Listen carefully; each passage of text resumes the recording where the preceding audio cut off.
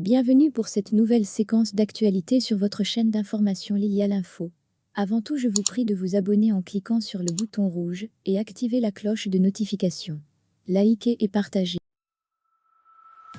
La Côte d'Ivoire est connue de tous comme un pays très hospitalier et les hommes qui y habitent ont pour deuxième religion la paix. Cette religion a été initiée par le père fondateur de la Côte d'Ivoire qui a passé toute sa vie à poser des actes de paix. Cette belle nation, dont les louanges étaient chantées de tous et partout, n'a pas pu malheureusement conserver cette harmonie sociale si rare après le décès du père. Je veux dire clairement que la Côte d'Ivoire a connu des tensions politiques dès ça, jusqu'à la crise post-électorale, qui a endeuillé des milliers de personnes sur le plan humain tant que matériel. Après cela, certains acteurs ont été jugés et innocentés par la Cour pénale internationale.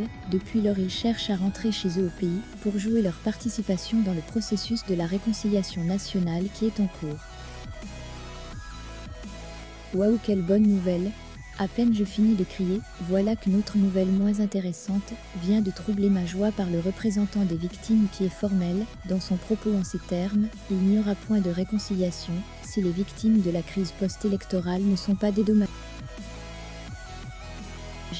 Pour ma part, c'est une vérité, car quand on parle de réconciliation nationale, chacun doit dire tout ce qui est dans le ventre pour ne pas qu'il y ait des problèmes après. Quant à vous, chers lecteurs, votre opinion est attendue en commentaire sur ce sujet si délicat.